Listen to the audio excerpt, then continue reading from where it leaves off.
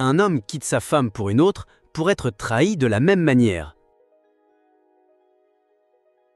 Tout commença par un sourire. Adrien, quadragénaire distingué, menait une vie tranquille avec Élodie, sa femme depuis 15 ans. Leur foyer respirait la stabilité, mais lui, en secret, rêvait d'aventure. Lors d'un dîner professionnel, il rencontra une jeune femme, Clara, dont le rire éclatant et la beauté ensorcelante éveillaient en lui une flamme oubliée. Ce fut comme une morsure invisible. Il se sentit à la fois vivant et coupable. Adrien croyait contrôler son destin, mais ce simple sourire allait marquer le début d'un désastre. Ses nuits devinrent agitées, peuplée d'images interdites, et plus il tentait d'ignorer l'attirance, plus elle s'intensifiait. Dans l'ombre, le destin préparait déjà sa revanche. Adrien se persuada qu'il n'avait rien à se reprocher.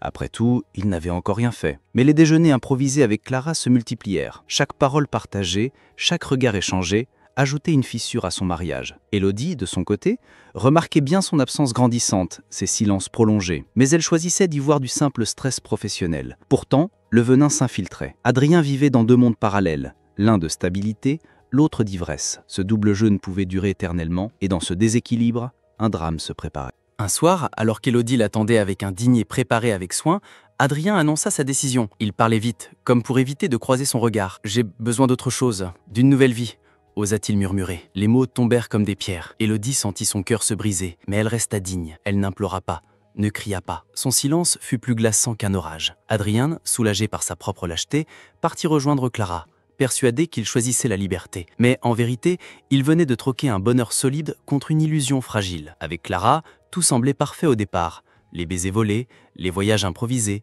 les nuits sans fin. Adrien retrouvait des sensations qu'il croyait perdues depuis sa jeunesse. Clara riait de ses blagues, l'admirait comme un conquérant. Il se sentait rajeuni, glorieux, invincible. Pourtant, derrière cette façade enivrante se cachaient déjà des failles. Clara n'aimait pas les contraintes, encore moins les responsabilités. Mais Adrien, aveuglé par l'ivresse, refusait de voir que cette passion était bâtie sur du sable mouvant. Quelques mois passèrent. Et Adrien commença à remarquer le vide que Clara ne comblait pas. Sa maison n'avait plus l'odeur réconfortante d'Élodie. Ses soirées n'avaient plus la chaleur des rires simples. Clara était séduisante, mais aussi capricieuse. Elle exigeait toujours plus d'attention, plus d'argent, plus de preuves d'amour. Adrien se retrouvait à courir derrière un idéal qui se dérobait sans cesse. Il se surprit, parfois, à penser à Élodie, à la douceur de ses gestes, à la fidélité de son amour. Mais il était trop tard.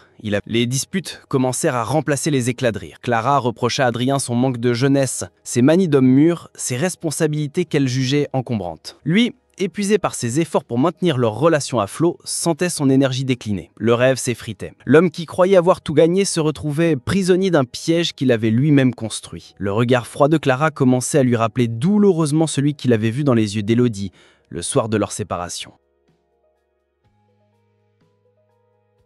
Adrien tenta désespérément de raviver la flamme. Cadeaux coûteux, voyages romantiques, promesses enflammées, rien ne semblait suffire. Clara, elle, paraissait de plus en plus distante. Elle passait de longues heures au téléphone, disparaissait sans prévenir, revenait avec des excuses floues. Adrien, rongé par la jalousie, commença à l'espionner. Lui qui avait jadis trahi, craignait désormais d'être trahi à son tour. L'angoisse le rongeait chaque nuit, transformant son amour en une obsession maladive. Un soir, Clara ne rentra pas. Adrien attendit, les yeux rivés sur l'horloge, chaque minute s'étirant comme une torture. Lorsqu'elle revint au petit matin, son parfum trahissait une vérité qu'elle n'essaya même pas de cacher. Adrien sentit son monde s'écrouler. Le miroir de sa propre faute se dressait devant lui. Il comprit ce que signifiait être celui qu'on abandonne, celui qu'on trahit. La douleur fut insupportable. Au lieu de partir, Adrien choisit de rester. Il voulait reconquérir Clara, prouver qu'il était mieux que tous les autres. Mais plus il s'abaissait, plus elle le méprisait. Les rôles s'étaient inversés. L'homme qui avait méprisé l'amour fidèle d'Élodie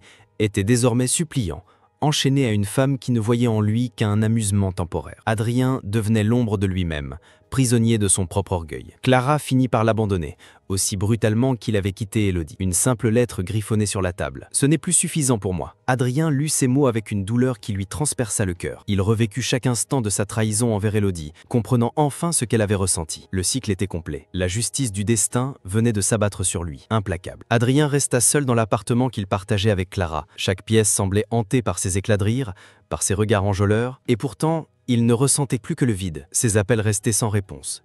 ses messages sans retour. Ce silence écrasant lui rappelait l'abîme dans lequel il avait plongé Élodie lorsqu'il l'avait quittée sans remords. Il découvrait que l'absence peut hurler plus fort que 1000 reproches. Les nuits devinrent interminables et les jours étouffants. Le silence s'était transformé en un miroir cruel, reflétant sa solitude et sa culpabilité. Adrien comprit alors que sa punition n'était pas seulement la perte de Clara, mais le souvenir lancinant de tout ce qu'il avait sacrifié. Privé de repères, Adrien sombra dans un tourbillon autodestructeur. Les verres d'alcool se succédaient, les cigarettes brûlaient jusqu'à la cendre, et son corps, autrefois vigoureux, s'affaiblissait. Ses collègues s'éloignaient, lassés de ses absences et de son humeur changeante. Sa carrière, autrefois stable, s'effritait comme un château de sable balayé par les vagues. Adrien n'était plus qu'une silhouette abîmée, consumée par ses propres erreurs. Plus il s'enfonçait, plus la voix intérieure d'Élodie résonnait dans sa mémoire, douce et loyale. Ce contraste le torturait. Il avait échangé un trésor contre une illusion. Un soir d'hiver, Adrien retrouva une vieille boîte remplie de lettres et de photos. C'étaient des souvenirs de ses années avec Élodie, leur mariage, leur voyage, leurs moments simples de bonheur. Chaque cliché éveillait en lui une douleur aiguë, comme si ces images le jugeaient. Il réalisait qu'il avait été aimé d'une manière rare, sincère et profonde. Mais il avait piétiné cet amour pour courir après une chimère. L'écho de ses souvenirs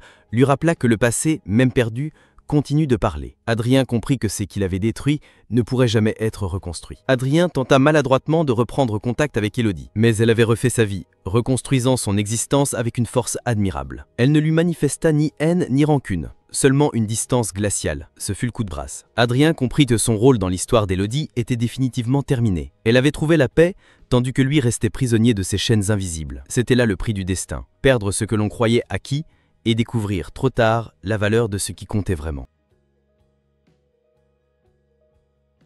Les années passèrent, mais la douleur resta. Adrien apprit à vivre avec ses cicatrices, mais son regard trahissait toujours une mélancolie profonde. Ceux qui le connaissaient autrefois ne voyaient en lui qu'un fantôme, un homme brisé par ses propres choix. Le verdict du cœur s'était abattu sans appel. Celui qui trahit finit par être trahi, et celui qui méprise l'amour sincère finit par en ressentir la morsure la plus cruelle. Adrien devint une leçon vivante, un exemple de ce que l'orgueil et la désinvolture peuvent coûter. Sa vie entière n'était plus qu'un avertissement. Adrien vivait désormais seul, dans un petit appartement sombre qu'il n'avait pas pris la peine d'embellir. Les murs nus semblaient lui rappeler son vide intérieur. Ses soirées n'étaient plus qu'une succession de silences oppressants, interrompus par le bruit lointain de la ville. Il regardait parfois par la fenêtre, observant des couples marcher main dans la main, et chaque sourire échangé lui transperçait le cœur comme une lame. La solitude n'était plus seulement une absence, mais une ombre qui le suivait partout. Adrien se rendait compte que, jadis entouré d'amour, il avait choisi l'isolement par orgueil et aveuglement. Même des années après sa rupture avec Clara, Adrien demeurait prisonnier d'un sentiment amer. Il pensait à elle malgré la douleur, comme s'il cherchait à comprendre pourquoi il avait été rejeté. Mais la vérité était simple. Ce qu'il avait bâti reposait sur la trahison, et une trahison ne pouvait engendrer qu'un nouvel abandon. Ces chaînes invisibles, forgées par ses erreurs, l'empêchaient de tourner la page. Il était enfermé dans un cercle vicieux où son propre passé se répétait inlassablement dans sa mémoire. Chaque jour, il revivait le moment où tout avait basculé.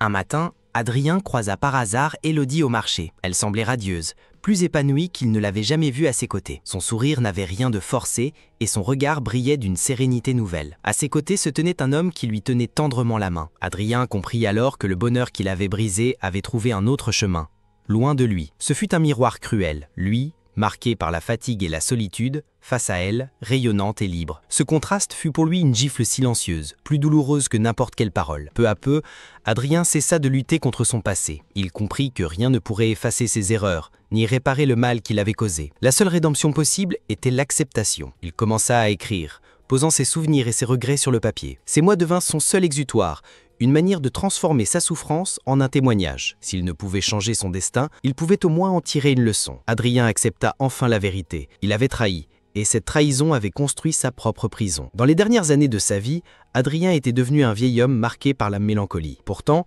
ceux qui l'écoutaient raconter son histoire y trouvaient une sagesse douloureuse. Il répétait inlassablement que la fidélité est un trésor et que la trahison finit toujours par revenir à celui qui l'a semée. Son récit servait d'avertissement à ceux qui croyaient que l'herbe est plus verte ailleurs. Adrien n'était plus qu'un témoin, mais son vécu portait un message universel. Le destin ne pardonne pas les cœurs ingrats. Et c'est ainsi que son histoire s'acheva, laissant un dernier appel au lecteur. Abonnez-vous pour découvrir d'autres récits où le destin, implacable, rend toujours justice.